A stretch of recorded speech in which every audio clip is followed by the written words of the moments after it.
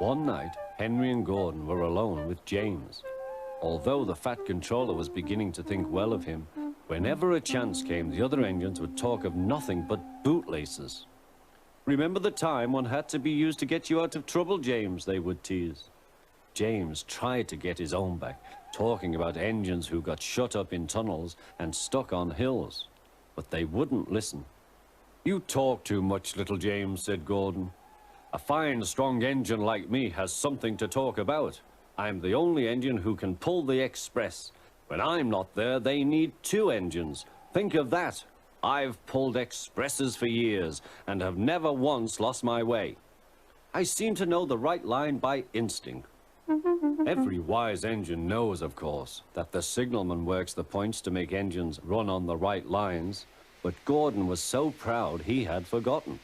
"Wake up, James," said Gordon next morning. "It's nearly time for the express." "What are you doing? Odd jobs?" "Oh, well, we all have to begin somewhere, don't we?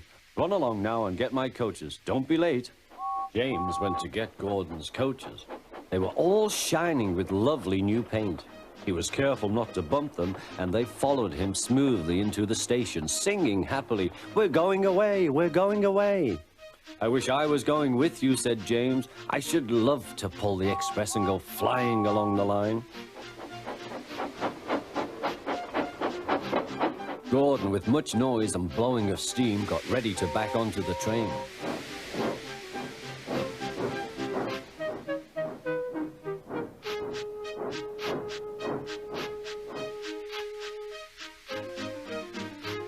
The Fat Controller was on the train with other important people, and as soon as they heard the guard's whistle, Gordon started.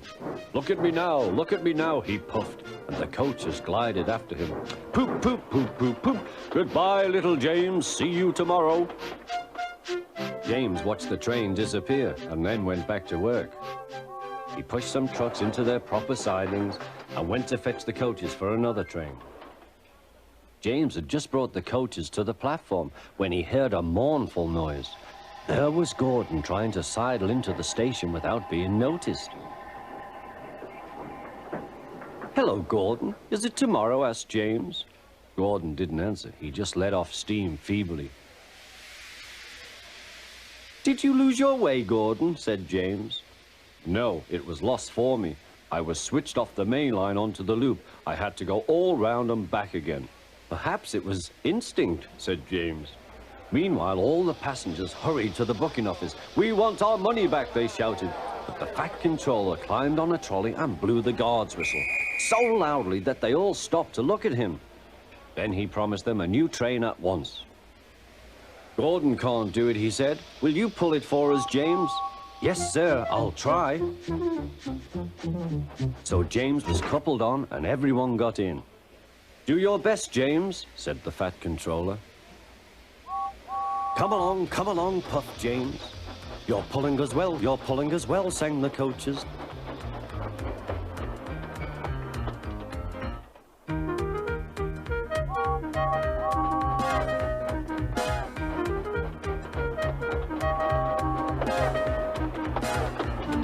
Bridges and stations flashed by, the passengers cheered, and they soon reached the station. Everyone said thank you to James, and the Fat Controller was very impressed. "Well done," he said. "Would you like to pull the express sometimes?" "Yes, please," answered James. Next day, when James came by, Gordon was pushing trucks. "I like some quiet work for a change," he said. "I'm teaching these trucks manners. You did well with those coaches, I hear." "Good, we'll show them." And he gave his trucks a bump. James and Gordon are now good friends. James sometimes takes the express to give Gordon a rest. Gordon never talks about bootlaces, and they are both quite agreed on the subject of trucks.